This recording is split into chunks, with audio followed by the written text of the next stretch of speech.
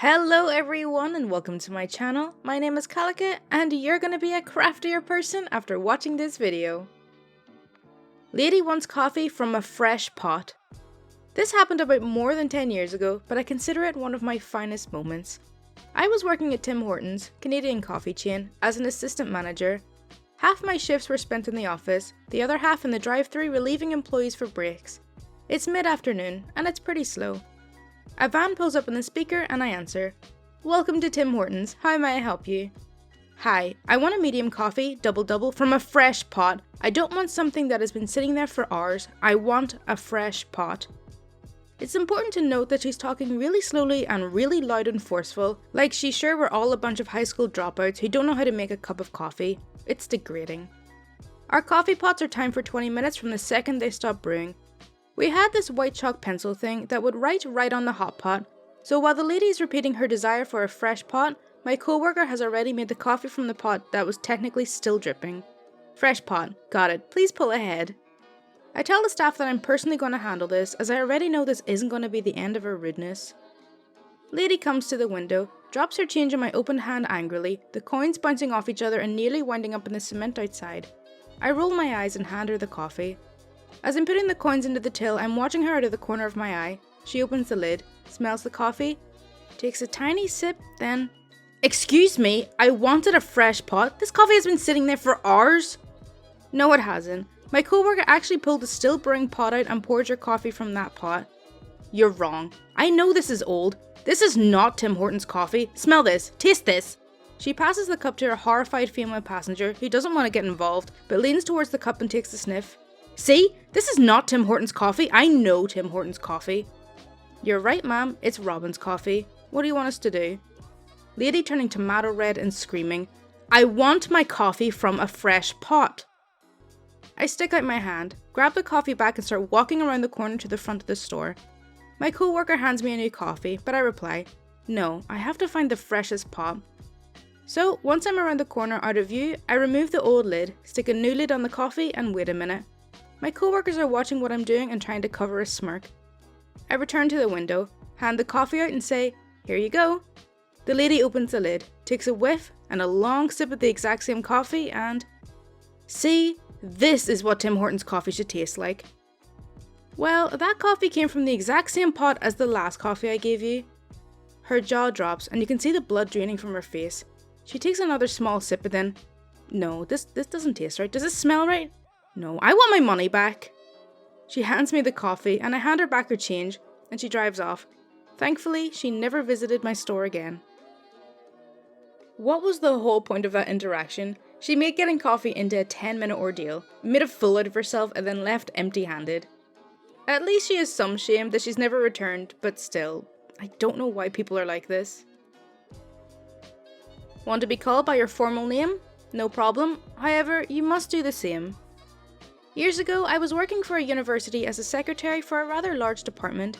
I was told by the chair to call everyone by their first name rather than the formal Dr. So-and-so.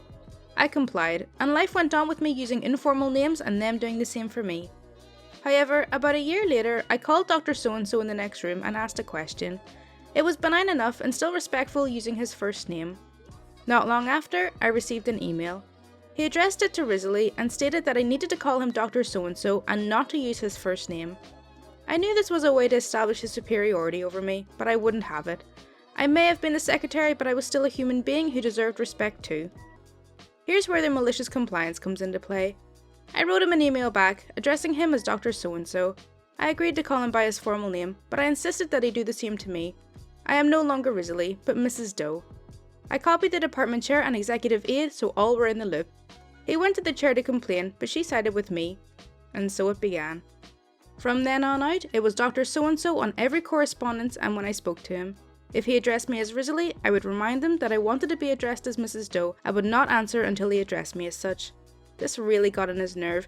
He didn't want to be the only one to call me by the formal, as it messed with his need for superiority over a peon. It only took less than a week before he wrote me again. This time, it was to say to please call him Paul instead of Dr. So-and-so. No apology to me, just a resounding white flag surrender. I took it as a small win for the peons and proceeded to call him Paul.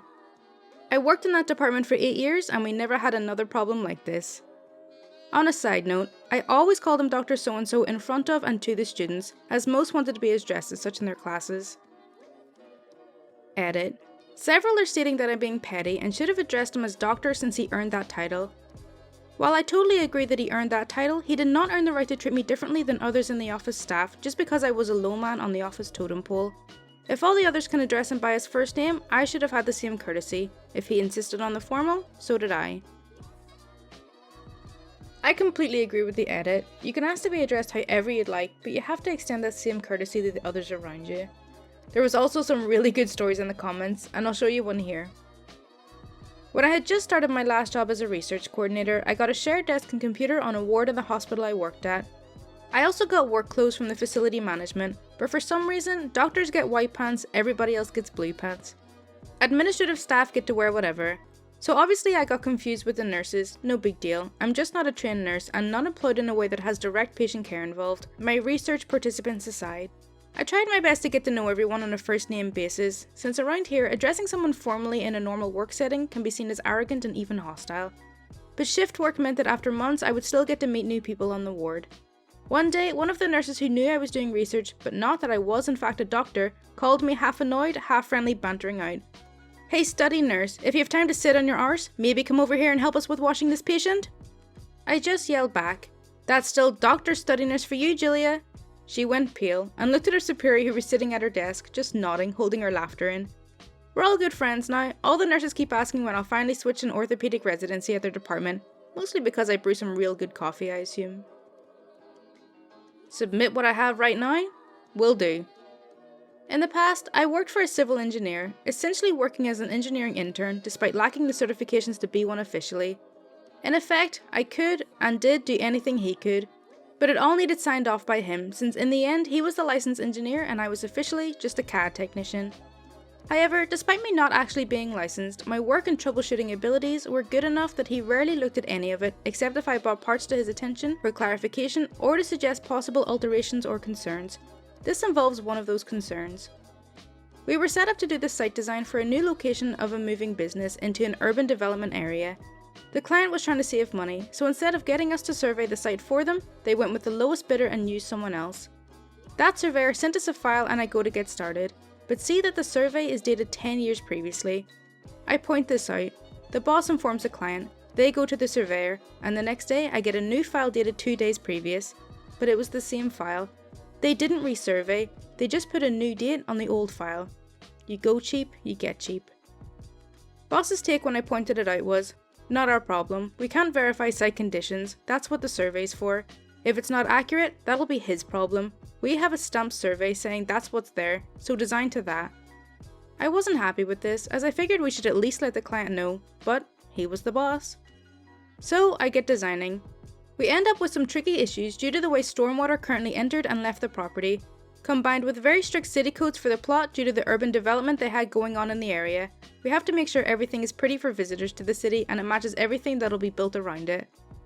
I finally get everything to code, after some back and forth with the codes department, to make sure there won't be any surprises when we go to planning meeting for permits, and just from curiosity, while waiting for boss to come and approve submitted stamped copy to head of codes for final pre-approval, I pulled up the city's land tracking software and looked at the site. I immediately noticed some issues. Via the satellite imagery and street view photos I could see there was a 5-lane road fronting the site, not the 2-lane road in the survey. Additionally, actual conditions showed power poles on the property, an existing building foundation, and that neighbouring businesses' parking lot extended into the property and had a sturdy fence built around it. None of that was on the survey. A quick bit of searching found that the road had been expanded 5 years previously, well after the survey of 10 years ago, in anticipation of the upcoming plans for developing the area. With all of these things in mind, our design would actually be building into the roadway, our sidewalk was set directly over the existing power pole, and part of our client's building would be in the neighbours' encroaching parking. I grabbed the satellite photo and loaded it into our drawings underneath our design so that I could show my boss the problem, and it was a big problem, since the design was now very out of code if you consider actual conditions. If we submitted and got approval as it was, then the day contractors went to site they'd have to stop and report it to the city, and the city would shut everything down and require inquiry and a full restart of project approval process. Costly just from standpoint of the normal process fees, which would have to be paid all over again for a new project, but additional costs for any number of issues if the city wanted to make a point. And if the contractor wasn't smart enough not to start working when the site didn't match plans, there could be even larger fees. Additionally, contractors bid based on the work expected using the plan's depictions of existing conditions versus planned development. And existing parking lot, fence, building foundation, and potential electric, sewer, water to be removed, as well as a power pole to be relocated, would be a large additional cost that the contractors wouldn't know to bid during the process and would delay construction once on site, plus negotiation of the additional cost for the unexpected work. I interrupted boss to bring this to his attention immediately because the client was on a deadline to get the new business open, and letting this play out would put him months behind. Boss looked it over and said, "Not our problem. He didn't want to use us for his surveying, let him deal with it. When it all goes down, the client will just end up having to use us for the survey and we'll get to do the project a second time. Package up what you already have and send it now." And he walked out. This attitude ticked me off. What boss basically meant was, we can get paid twice for the same project without any liability, so I don't care. And this wasn't the first time he'd pulled things like that, knowingly screwing over client because he knew he couldn't be held liable and he'd get more money if he didn't help the client out. I was already on my way out the door with only a week or so left at the business, so I decided to do what he told me to, and packaged up what I had, which included the layer showing actual conditions, and sent it to the head of codes. Now, this individual was the OCD type. Not necessarily a bad thing when dealing with verifying things are to code, but he could be a pain to work with as well. He personally went over the entirety of anything submitted to him, and was not shy about returning a 50+ page document because of a typo, so I knew that my slip up wouldn't slip by him. When he saw it, he obviously had some questions. A public works surveying team ended up being sent to the site and confirmed actual conditions did not match those submitted. Turned into a bit of a mess, which my boss ended up not liable for, legally anyway, and did require a restart of the project. Given that the satellite image had been in our submitted files though, the client rightly assumed that the boss knew of the issue already and decided not to use him for the redesign. Boss got upset at me, but I just told him I must have missed turning off that layer in the program before generating the PDF to submit. That happens here and there when you're dealing in files with large numbers of layers, some that are set to be visible but not print, when a checkbox isn't checked or unchecked properly. It's one reason why the final product is supposed to be printed off and manually reviewed by the licensed engineer before it goes out. So he really couldn't do anything to me over it. And I moved on his plans shortly after. I doubt he learned from that incident, but one can hope. Also, from what I know of the particular head of codes, anything coming from my boss's office is probably subject to a much closer review now. As a side note, the original surveyor lost his surveying license in the state over this. Before learning this, I hadn't realised just how big an offence intentionally lying on credentials of a survey actually was. I just figured the surveyor would be liable for any costs incurred due to inaccuracies. This is like a double malicious compliance. The boss was complying with the client surveyors who produced a stamped copy of the site, and then OP was only complying with the boss when they told him to send everything across. Okay, so that's all for r/malicious compliance. I really hope you did enjoy it. As always, if you do want to see more content like this, then please do subscribe. My Twitter, Discord, and Patreon links are in the description, and any support is greatly appreciated. Thank you so much for watching. Bye!